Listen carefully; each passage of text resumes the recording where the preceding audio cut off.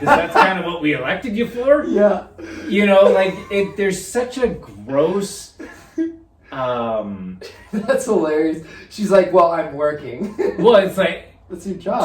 Just the way that she worded it, where it's like, you know, if I'm pulling a full day, that's a long day for me. And it's like, you know, here we are. We work as carpenters. We work 8-10-hour days, sometimes even longer. Oh, for sure. But, you know, we get scraps compared to, we don't get our lunches paid for. You know, we don't get anything extra. We get our paycheck for the time that we use, that we're literally renting to the company. There's a lot of companies who won't even like pay overtime. Won't even. Yeah. They like they always try to scheme their way. I used to work a lot of weird, yeah. I used to work a lot of overtime, and I came to the realization, it's like, okay, I'm making good money past the 8 hours that I'm already worked, but more than half of that goes to income tax. Mm-hmm. Mm-hmm. You know, that's why I stopped working overtime, because why the hell am I giving the government more money than they already have that they're going to spend $75 on? Well, and then when you hear a story like that, that's where it gets tough, right? Yeah. Is all of a sudden you're like, what am I doing here? And there is like a weird, like our world like evaluates what people's jobs are worth in like the weirdest ways. Like if you didn't have, you know, like the guys who are plumbers, whatever, yeah, like you didn't have plumbers, you didn't have like the guys who are like working in the facility to keep your water clean and stuff like that, whatever, right? Like where would you be? Like our society would just be, it would crumble. Yeah, it would be like disgusting. It'd be like old Britain when you had like a bedpan, you'd be like throwing pee out the window. Huck it out the window, bud. Yeah, like, you know what I mean? But it's weird because we're like, oh yeah, you're not worth anything, but we'll pay somebody who's like, we'll pay you enough to exist. Pretty much. Do that job. Yeah, that's a good way to put it. To exist and to do that job. How weird is that? So you almost get tied into it. That it kind of bleeds into your overtime. Because I understand what you're saying. Like I always go for the overtime, and I know I get taxed more. But I'm like, man, like that little bit extra, even if it is only an extra $200, whatever, my quality of life goes up. Mm-hmm. But you're right though. My return on investment for that is terrible, right? Like the amount of hours I'm putting into it, and for what I'm getting out, I'm actually getting less. So I might as well be doing something else. But if I do something else, how am I ever going to get ahead of life? And then, so it's a like, trap. Yeah. Is essentially what it is, because no matter what you do in life, like maybe you had, you know, whatever handed to you and you're off whatever. That didn't make any sense. Yeah. What? So I'm trying to... I got too many neurons firing at the moment. Where am I? What am I? What is this cord? Where am I? Who are you? How did I get here? Just brain snap. That's awesome. That was like me yesterday or this morning when I woke up. I totally lost where I was going with this. I had an overload of information, and then everything just kind of like... Where were you? So we were talking about politicians. This happened. The overtime thing. Whether or not it's worth doing. And that was kind of... And then you chimed in. I think it was something... Yeah, it was going on about just like... That's why I decided to stop doing high rises and like... making that mad money. Okay. Yeah. Yeah. So I changed your life. Yeah, because I was working 12, 14-hour days. Like that was a normal thing. I worked myself to the grind for that. Oh yeah, man. Yeah. But making good overtime and whatever. But all of a sudden, you just kind of realize it's like, wow, a good portion of this check, you're really stretching there. Yeah, right. is going straight to the government, and it's like. And then you hear about stories where they take advantage of the taxpayers like that. Oh, yeah. And it's like, well, now all of a sudden I don't want to work like that anymore. Yeah. I'm going to pull my 8 hours, get taxed the least amount, and then call it a day. Well, and it's such a catch. Yeah, it's just such a catch-22 because that idea... See, and I guess, yeah, it just goes all the way back to transparency again. It's like, I think we need to know that information so that in situations when things like COVID and all that happen, we know where we're going. We know what we're doing. Mm-hmm. We're not just sitting there. Because you would have had way less individuals be violent, be aggressive, losing their jobs, losing, getting depressed, stuff like that. If you were just like totally upfront and honest, like people would be like, okay, cool. Like it's like when your parents, like you want a parent who's gonna show you the why way. you were wrong. Yeah, you don't want a parent who just like beats you and walks away. And then it's like, well, yeah, it's like you're grounded. It's like why? It's like it doesn't matter. Yeah, like the doesn't matter parent. Like because I said so. That is the worst thing you could say to a child. Right? Because I said so. Like that, you were instantly just. Oh, you take away all. Excuse me. You take away all agency, right? Yeah, exactly. It's like you're not giving a real explanation. Doesn't matter how old you are.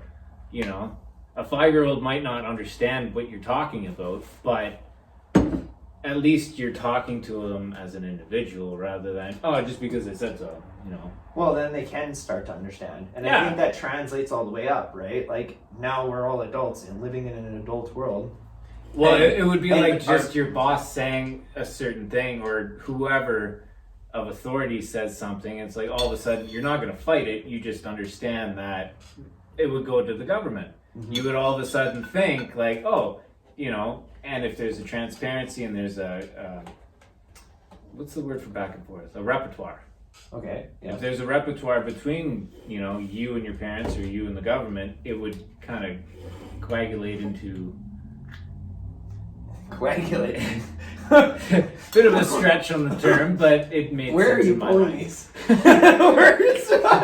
Congeal into a pile of trust. How's that? Congeal into a pile of trust? That's gotta be one of the weirdest lines I've ever heard. Could you imagine just being like, I love you so much, we've congealed. You and I, honey, we are one now. Would you like to coagulate into a pile?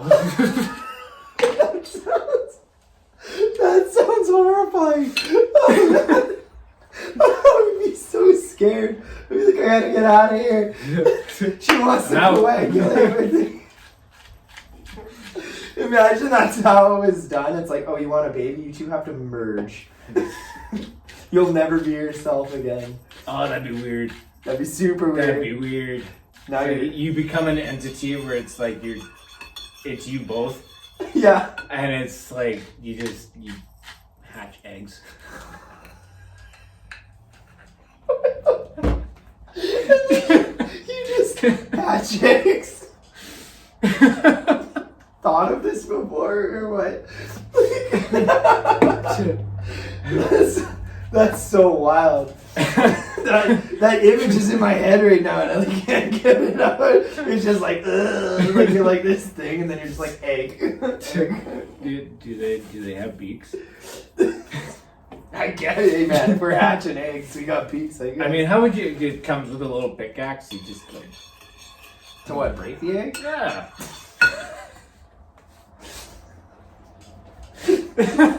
Here's your egg and here's your pickaxe. No. The creature inside the egg has a pickaxe. It's like a fire extinguisher.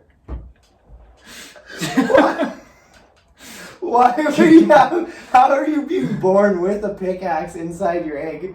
He's just like evolution, man. It's a weird thing. It's a weird thing and it works. Okay. You can see by this human in an egg with a pickaxe that evolution works. Oh man, that would be so weird. There's a movie for you right there. Hollywood's run out of ideas. There's a new one. They have run out of ideas.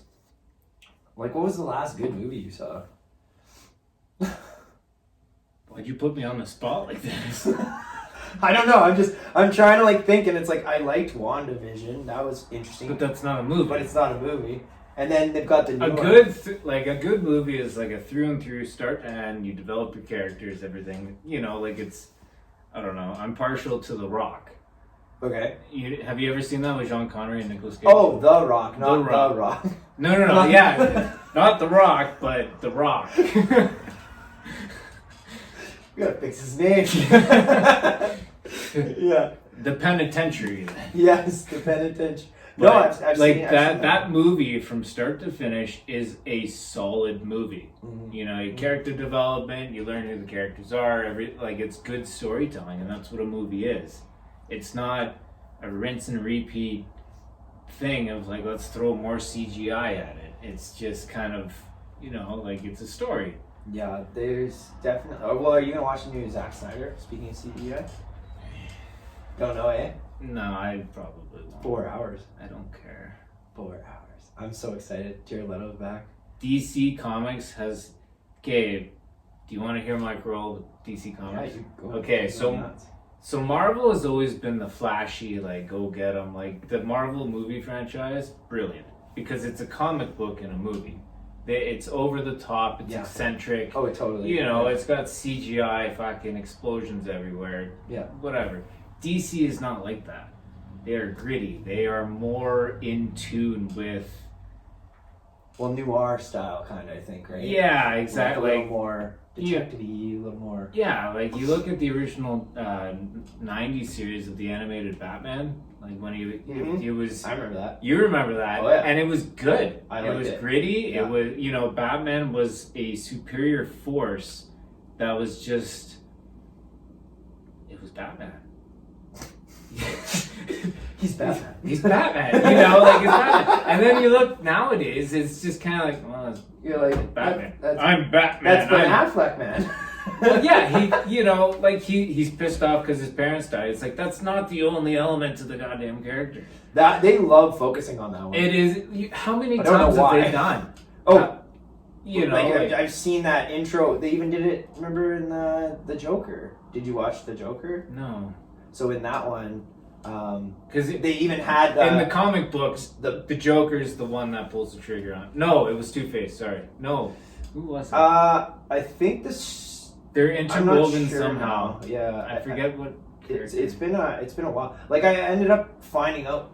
Did you know that like apparently there's 3 Jokers in the DC universe? It wasn't like one guy. I thought it was more of a psychiatric trait. What do you mean? Like there's insanity and then there's Joker. I always thought that was how it worked. That I don't know. Maybe that's interesting. Because there's multiple Jokers, but they've reached to such a point where they become the Joker. Yeah, that's how I kind of thought. That's hilarious. Because crazy past crazy. Yeah, because I mean, like not Nicolas Cage, Jack Nicholson. Yeah, he was the gangster Joker. Heath Ledger, he was the psychopath. These were different, like. They're different actors, different like portrayals of the character. Persona.